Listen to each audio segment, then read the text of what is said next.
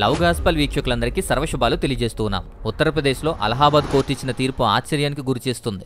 ఎస్సీల బెనిఫిట్స్ గురించి నివేదిక అందించాలని చెప్పి బాలకృష్ణ కమిటీ ఏర్పాటు చేయడం జరిగింది. అందరికీ తెలిసిన విషయమే. ఆ కమిటీ ఇంకా నివేదిక ఇవ్వకుండానే ఇలాంటి తీర్పుల గురించి మనం వింటున్నాం.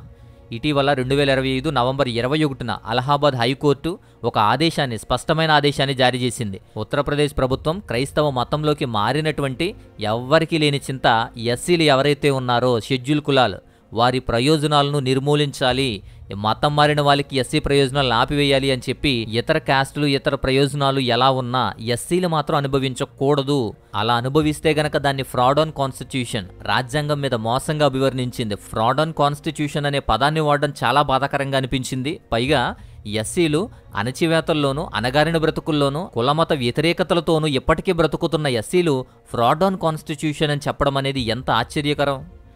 మతంతో రాజకీయం చేయడం ఫ్రాడ్ కాదు, కులంతో విభజించి రాజకీయం చేయడం ఫ్రాడ్ కాదు, రాజ్యాంగం మార్చాలని ప్రయత్నం చేసేవాళ్ళు ఫ్రాడ్ కాదు, దాడులు, దోషణలు, అణచివేతలు ఎన్ని చేసినా అది ఫ్రాడ్ కాదు, రాజ్యాంగం విలువలను చంపడం ఫ్రాడ్ కాదు, రాజ్యాంగ హక్కులను కాలరాయడం కూడా ఫ్రాడ్ కాదు, రాజ్యాంగ స్వేచ్ఛను హరించేటువంటి వాళ్ళు ఫ్రాడ్ కాదు, రాజ్యాంగం ప్రకారం ఉన్న లౌకికవాదాన్ని హిందూవాదంగా మార్చాలనేది ఫ్రాడ్ కాదు.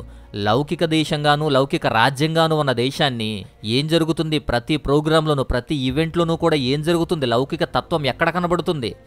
చిన్న గ్రామంలో ఉన్న రైతు ప్రోగ్రాం నుంచి సీఎం ప్రోగ్రాం వరకు, ఆఖరికి పీఎం ప్రోగ్రాం వరకు కూడా లౌకికవాదం ఎక్కడా ఉండదు. అది ఫ్రాడ్ కాదు. వారికి నచ్చిన పూజలతో చేస్తారు, నచ్చిన దేవుళ్ళతో చేస్తారు.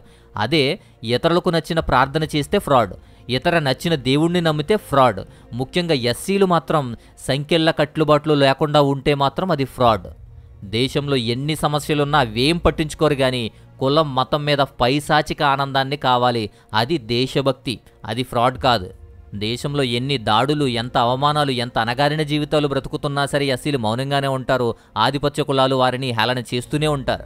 ఎస్సీలకు ఎలాగూ న్యాయం దక్కదు కదా అని ఎస్సీ ఎస్టీ అట్రాసిటీ కానీ, లేదా ఎస్సీలకు కల్పించిన హక్కులు కానీ వారిని అనుభవిద్దామంటే మరలా మతం లేదా క్రైస్తవ్యం లేదా ఇతర వర్గాలన్నీ కూడా అడ్డొస్తాయి. అలహాబాద్ హైకోర్టు ఇచ్చినటువంటి తీర్పు దేని ప్రకారం అంటే కాన్స్టిట్యూషన్ ఆర్డర్ 1950 అని, అంటే షెడ్యూల్ క్యాస్ట్ ఆర్డర్ 1950 ఆధారంగానే ఈ జడ్జ్మెంట్ కూడా ఇవ్వడం జరిగింది. ప్రతిసారి చెబుతున్నదే 1950 ఈ కాన్స్టిట్యూషన్ ఆర్డర్ అనేది ఎస్సీలకు సంబంధించి వాళ్ళని ఇంకా సంఖ్యలతో బంధించడానికి, ఇంకా అణగారిన జీవితంలో ఉంచడానికి విధించిన ఒక కొరడ, ఒక శిక్ష లాంటిది. 1950 ఆర్డర్ ఉన్నంతకాలం ఎస్సీలకు మత స్వేచ్ఛ అనేది ఉండదు. సో దాని ఆధారంగానే ఇలాంటి తీర్పులు కూడా వస్తాయి. సో ఈ ఉత్తర్వుల్లో కూడా కుల ఆధారిత వివక్షను కొనసాగించగల సామర్థ్యం ఏవైతే ఉంటాయో అలాంటి హిందూ మతం, కుల ఆధారిత వివక్షలో ఉన్న హిందూ మతం, సిక్కు మతం, బౌద్ధ మతాన్ని ప్రకటించే వారికి ఎస్సీ హోదా స్పష్టంగా పరిమితం చేశారు. క్రైస్తవ మతంలోకి మాత్రం మారితే దానిలో కుల వ్యవస్థ లేకపోవడం వల్ల, దానిలో సమానత్వం ఉండడం వల్ల విశ్వాసానికి మారిన తర్వాత వ్యక్తులు చెల్లుబాటు అయ్యేటువంటి ఎస్సీ సర్టిఫికెట్లు కలిగి ఉన్నారా లేదా అనే సంబంధం లేకుండానే ఆ హోదాను కోల్పోతారు. కాబట్టి అలా కోల్పోయిన వారికి హక్కులను తీసేయాలి. అలా హక్కులు తీయకుండా ఉంటే గనక అలాంటి వారి మీద దృష్టి పెట్టండి అని చెప్పి ఈ కోర్టు అనేది యూపీ ప్రభుత్వానికి ఆదేశాలను ఇచ్చింది. అలహాబాద్ హైకోర్టు ఒప్పుకున్నది ఏంటి అంటే క్రైస్తవ్యంలో కుల వ్యవస్థ లేదు, సమానత్వం ఉంది, అక్కడ ఇలాంటి వివక్షలుండవు. అందుకోసమే కుల వ్యవస్థను ఇంకా కంటిన్యూ చేసి వివక్షను కొనసాగిస్తున్న హిందూ మతంలో మాత్రమే వాటిని కొనసాగించమని హైకోర్టు చెప్పకుండానే చెప్పింది. అందుకే క్రైస్తవ మతంలో కుల ఆధారిత వివక్ష అనేది లేదు, సమానత్వం ఉంటుంది. కాబట్టే మత మార్పిడితో ఎస్సీ వర్గీకరణ ఆధారం అనేది చెల్లదని ఆంధ్రప్రదేశ్ హైకోర్టు కూడా అంతకుముందు ఇచ్చిన తీర్పును కూడా ఎగ్జాంపుల్గా తీసుకుని అక్కడ తీర్పు ఇవ్వడం జరిగింది. అలా క్రైస్తవ్యం తీసుకున్నటువంటి వ్యక్తులు చట్టవిరుద్ధంగా ఎస్సీ హోదాను ఎలా అయితే తీసుకుంటున్నారో వాటి సందర్భాలను గుర్తించి వాటిని నిరోధించాలని, అలాంటి వాటి మీద యాక్షన్ తీసుకోవాలని అన్ని బెంచుల, ఉత్తరప్రదేశ్లో ఉన్న అన్ని జిల్లా మెజిస్ట్రేషన్ అందరినీ కూడా ఆదేశించింది. దానికోసం 4 నెలల గడువు కూడా విధించింది. మతం మారితే ఆస్తులు వస్తున్నాయి, మతం మారితే ఉన్నత వర్గం అయిపోతున్నారు, మతం మారితే వివక్షలు ఉండవు, మతం మారితే ఇవేమి ఉండవని ఈ కోర్టులు నమ్ముతున్నాయి. ఎస్సీలుగా ఉన్నవాళ్ళు, క్రైస్తవులుగా మారిన వారు అందరూ కూడా వివక్షలు, అణచివేతలు, అస్పృశ్యత నేటికి కూడా అనుభవిస్తూనే ఉన్నారు. ఇలా మారినా కూడా క్రైస్తవ వర్గంలో కూడా కుల ఆధారిత వివక్ష కొనసాగుతుందని పరిశోధకులు, ప్రభుత్వ కమిషన్స్ కూడా తెలియజేశాయి. రంగనాథన్ మిశ్రా కమిషన్ 2007 ప్రకారం, సతీష్ దేశపాండే నివేదిక ప్రకారం రెండూ కూడా దళిత క్రైస్తవులు హిందూ సమాజాల మాదిరిగానే సామాజిక కళంకము, ఆర్థిక లేమి, అంటరానితనం, వివక్షలు, అణిచివేతలు, దాడులు ఎదుర్కొంటున్నారు అని నివేదికలు కూడా ఇచ్చారు. అలా క్రైస్తవ వర్గంలో కూడా కొనసాగుతుందని అనేకమైన రుజువులు, అనేకమైన నివేదికలు ఇచ్చినా కూడా కేంద్ర ప్రభుత్వం అఫిడవిట్ కూడా అంగీకరించింది. అయినా దాని మీద ఏ యాక్షన్స్ ఉండవు, ఎందుకంటే ఎస్సీలు కాబట్టి. బీజేపీ పాలిత ప్రాంతాల్లో ముఖ్యంగా ఉత్తరప్రదేశ్లో ఎలాంటి సంభవాలు, ఎలాంటి ఘోరాలు జరుగుతాయో మనకు తెలుసు. అలాంటి ఉత్తరప్రదేశ్లో మత మార్పిడి నిరోధక చట్టం అనేది రాజకీయ వ్యూహాల విస్తృతంలో భాగంగానే వారి ప్రయోజనాలను, ఈ తీర్పును కూడా మనం అర్థం చేసుకోవాలి. ఎందుకంటే కఠినమైన యాంటీ కన్వర్షన్ లా చట్టాలను అమలులోకి తెచ్చింది ఉత్తరప్రదేశ్. 2021 నుంచి 2024లో దాన్ని మరింత కఠినం చేసింది. ఈ చట్టాలన్నీ బలవంతంగా మతం మార్చితేనే జరిగేటువంటి అవకాశం ఉంటుంది. కానీ క్రైస్తవ మైనారిటీల మీద, ఎస్సీల మీద ఖచ్చితంగా లక్ష్యంగా చేసుకుని, వారిని టార్గెట్ చేసుకుని క్రమ పద్ధతిలో వాటిని దుర్వినియోగం చేస్తూ దాడులు చేస్తూ ఉన్నారు. 2024 జనవరి నుంచి సెప్టెంబర్ మధ్య ఉత్తరప్రదేశ్లో దాదాపు 600 చర్చిల మీద దాడి జరిగింది. ఎస్సీలు ఎక్కువగా ఎక్కడికి వెళ్తున్నారో ఆ చర్చిలనే లక్ష్యంగా చేసుకున్నారు. బలవంతపు మత మార్పిడి అనే ఆరోపణ ఏదో రకంగా చేసి ఆగస్టు, సెప్టెంబర్ 2 నెలల్లోనే 30కి మంది పైగా పాస్టర్స్ని అరెస్ట్ చేశారు.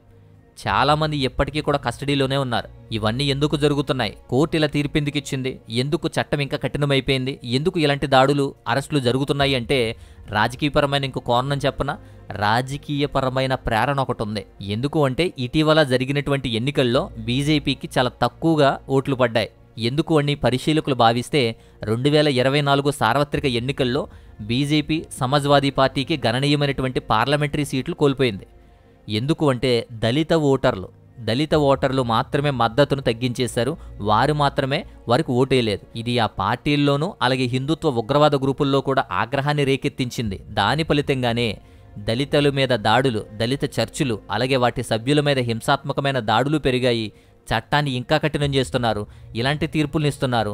అందుకే వారినే టార్గెట్ చేసుకుని ఒక సిస్టమేటిక్ వ్యూహం అనేది, అంటే మత మార్పిడి నిరోధక చట్టాలు కఠినం చేయడం, మత మార్పిడి ద్వారా ఎస్సీ ప్రయోజనాలు తిరస్కరించడం, అలా ఎవరైతే చర్చ్కు వెళ్తున్నా, మతం మారుతున్నా, క్రైస్తవ్యాన్ని స్వీకరిస్తున్న వాటిని లక్ష్యంగా చేసుకుని వారి హక్కులు కాలరాయడం, అట్టడుగు వర్గాల్లో ఇలా కన్వర్జన్స్ అనేవి మారకుండా, చర్చ్కు వెళ్లకుండా చేయడం, ఇలా ఒక సిస్టమేటిక్ ఒక వ్యూహాన్ని పన్నారు. ఇది కేవలం ఉత్తరప్రదేశ్లోనే కాదు, అన్ని రాష్ట్రాల్లోనూ కూడా ఉన్న పరిస్థితే. అన్ని రాష్ట్రాల్లోనూ కూడా కొంచెం ఎక్కువ తక్కువ ఉండొచ్చు, కానీ అన్ని రాష్ట్రాల్లోనూ ఎస్సీలు అనుభవిస్తున్నదే. ఇతర మతాల్లోకి మారినా లేదా ఇతర కులాలు మారినా ఏ ప్రభావము లేదు, కానీ కేవలం ఎస్సీలు మాత్రం క్రైస్తవ్యంలోనికి మారితే మాత్రమే ప్రాబ్లం వస్తుంది. ఇలా దళిత క్రైస్తవులు, ఎస్సీలు ఎవరైతే క్రైస్తవ్యం తీసుకున్నారో వారు, అలాగే ముస్లింలు ఎస్సీ జాబితాలో చేర్చాలా వద్దా అని పరిశీలించడానికే ప్రభుత్వం ఒక కమిషన్ ఏర్పాటు చేసింది. మాజీ ప్రధాన న్యాయమూర్తి కేజీ బాలకృష్ణన్ గారి నేతృత్వంలో 3 సభ్యుల విచారణ కమిషన్ అనేది ప్రత్యేకంగా నియమించింది. ఇప్పటికీ కూడా ఆ కమిషన్ ఇంకా రిజల్ట్ ఇవ్వలేదు, నివేదిక ఇవ్వలేదు. అక్టోబర్ 10, 2024లో ఇవ్వాలి, కానీ 1 సంవత్సరం గడువు అడిగింది.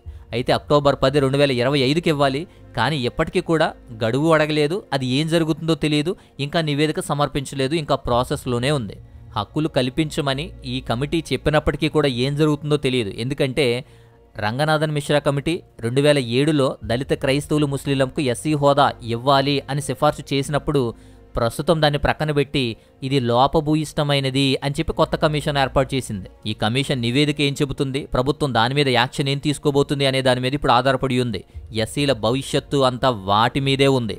అలహాబాద్ కోర్టు ఇచ్చిన తీర్పు ఏంటి, ఏ కేసులో ఇచ్చింది, ఆ కేసు గురించి మనం చూద్దాం. Jitendra Sahani versus UP state. ఈ కేసుకు సంబంధించే 2025 నవంబర్ 21న ఇచ్చినటువంటి తీర్పిది. క్రైస్తవ్యంలోకి వచ్చినటువంటి ఎస్సీలు ఎవరైతే ఉన్నారో ఎస్సీ హోదా, దానికి సంబంధించిన ప్రయోజనాలన్నీ కూడా అర్హులు కాదు అని హైకోర్టు తీర్పిచ్చింది. అయితే ఇది ఒక సేవకుడు గురించి, ఒక పాస్టర్ గురించి ఇచ్చినటువంటి తీర్పే, కానీ అది ఫ్రాడ్ ఆన్ కాన్స్టిట్యూషన్ అని చెప్పడం బాధాకరం. పైగా అలాంటి వారు ఏమున్నా ఎలా ఉన్నా కూడా వాటిని పర్యవేక్షించి నివేదిక అందించమని జ్యుడిషియల్స్కి అందరికీ పంపించడం, స్టేట్మెంట్స్ ఇవ్వడం అనేది ఆశ్చర్యకరమైన విషయం. ఎందుకంటే వాటిని బేస్ చేసుకునే నమ్మినా నమ్మకపోయినా, వెళ్ళినా వెళ్ళకపోయినా ఎస్సీల మీద పడి అనేకమైన దాడులు, హింసలు ఎదుర్కొంటారు. ముఖ్యంగా చర్చ్కు వెళ్లేవారు, క్రైస్తవ్యం తీసుకున్న వారి మీద ఎంత వివక్ష, ఎంత దారుణంగా ఉంటుందో పరిస్థితిని అర్థం చేసుకోకుండానే ఇలాంటి స్టేట్మెంట్స్ ఇచ్చుండొచ్చు. ఈ కేసుకు పిటిషనర్ ఎవరంటే క్రైస్తవం తీసుకున్నటువంటి ఒక పాస్టర్గా పనిచేస్తున్నటువంటి జితేంద్ర సహాని అనేటువంటి వ్యక్తి. శత్రుత్వాన్ని ప్రోత్సహించడం, మతపరమైన భావాలు రెచ్చగొట్టడం, ఇలాంటి ఆరోపణల మీద క్రిమినల్ కేసులు పెట్టారు అతని మీద. వాటిని కొట్టివేయాలి అని చెప్పి ఆయన పిటిషన్ పెట్టారు. అతను ఒక సాధారణమైన సేవ చేసేటువంటి ఒక పాస్టరు. అయితే శత్రుత్వాన్ని నూరుపోస్తున్నాడని, ఉగ్రవాదులుగా తయారు చేస్తున్నాడని, మతపరమైన భావాలు రెచ్చగొడుతున్నాడని చెప్పి ఇలా కొన్ని క్రిమినల్ అభియోగాలన్నీ కూడా అతని మీద వేసి కేసులు వేశారు. వాటిని ప్రొటెక్ట్ చేసుకోవడం కోసం వాటిని కొట్టివేయాలి అని పిటిషన్ దాఖలు చేశాడు. ఈ విచారణలో భాగంగానే క్రైస్తవాన్ని ఆచరిస్తున్నప్పటికీ కూడా రిజర్వేషన్ ప్రయోజనాలను నిలుపుకున్నాడు అనేటువంటి ఒక కారణం దొరికింది. తాను అఫిడవిట్లో ఎస్సీ కమ్యూనిటీకి చెందిన హిందువును అని ప్రకటించుకున్నాడు. అక్కడ చేసిన తప్పు వల్ల ఇది ప్రాబ్లం వచ్చింది. ఆర్థిక ప్రయోజనాలు కానీ, ఉద్యోగ హామీలతో కానీ అతను ప్రజలను మతం మార్చడానికి ఆకర్షితుడవుతున్నాడు అని ఒక సాక్షి కూడా చెప్పడాన్ని బట్టి ఆ కేసును ప్రక్కన పెట్టి ఇలా ఎస్సీ రిజర్వేషన్లు, మతం మారిన విషయాల మీద డైవర్ట్ చేసేశారు. అతని కేసు, అతని మీద పెట్టినటువంటి ఆ కేసులను కొట్టివేయాలని అతను పిటిషన్ వేస్తే వాటిని అక్కడ రిజర్వేషన్లు అనుభవిస్తున్న ప్రతి ఎస్సీకి కూడా అన్వయించి వాటి మీద స్టడీ చేయమని ఇక్కడ నివేదికలు ఇవ్వడం కూడా ఆశ్చర్యం కల్పిస్తుంది. క్రైస్తవ్యం తీసుకున్న వారికి కుల ఆధారిత వివక్ష అనేది ఉండదు, గుర్తించబడదు అని చెప్పి క్రైస్తవ్యంలోకి వచ్చిన తర్వాత ఒక వ్యక్తి తన అసలు కులానికి చెందినవాడు కాదు అని కోర్టు తీర్పిచ్చింది. ఇది దేనివల్ల అంటే 1950 కాన్స్టిట్యూషన్ ఆర్డర్, షెడ్యూల్ కులాల ఆర్డర్ దాన్ని ఉదాహరించింది. ఇక్కడ హిందూ, సిక్కు, బౌద్ధ మతాల సభ్యులకు మాత్రమే మతం మారినా కూడా ఎస్సీ హోదాకు అర్హులు, వాటిని అనుభవించవచ్చు, కానీ క్రైస్తవులు కాదని చెప్పింది. ఈ కేసు అతని పిటిషన్ని కూడా కొట్టివేసి అతని వరకు ఉన్న ఆ కేసుని అందరికీ అన్వయించి క్రైస్తవ్యంలోకి వచ్చినటువంటి ఎస్సీల యొక్క ప్రయోజనాలు మోసపూరితంగా క్లెయిమ్ చేసేటువంటి వ్యక్తులను నిరోధించాలని చెప్పి 4 నెలల్లో వెరిఫికేషన్ డ్రైవ్ నిర్వహించాలి. ఉత్తరప్రదేశ్లో అన్ని మెజిస్ట్రేట్స్లు కూడా, డిఎంలన్నిటికీ కూడా కోర్టు ఆదేశించింది. 4 నెలల గడువిచ్చింది.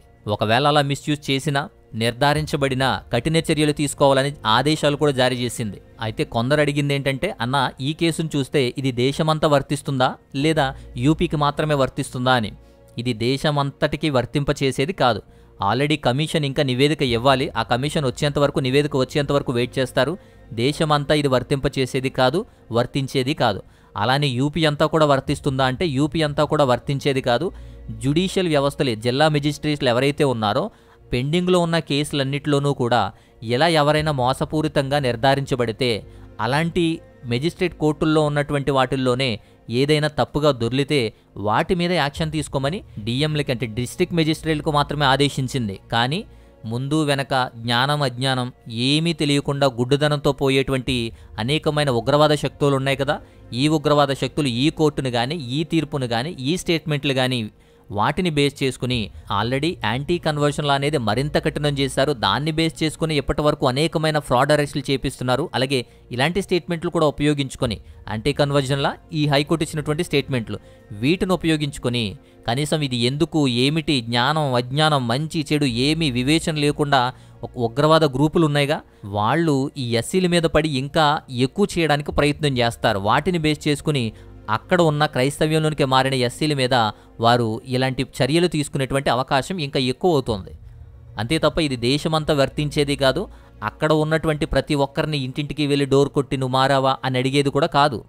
యూపీలో హైకోర్టు ఇచ్చినటువంటి తీర్పులో జిల్లా మెజిస్ట్రేట్లో ఉన్నటువంటి ప్రతి పెండింగ్ కేసు కూడా, ముఖ్యంగా ఎస్సీ ఎస్టీ అట్రాసిటీ కేసులున్నాయి, ఆ కేసులో ఏదైనా ఫ్రాడిటీ జరిగిందేమో అని చెప్పి నివేదిక అందించమని 4 నెలల గడువు అయితే ఇవ్వడం జరిగింది. సో ఇది ఈ కేసుకు సంబంధించిన విషయం. అలహాబాద్ ఇచ్చినటువంటి ఆ స్టేట్మెంట్ వెనక, ఆ కేసు వెనక, ఆ కోర్టు తీర్పు వెనక ఉన్నటువంటి విషయం.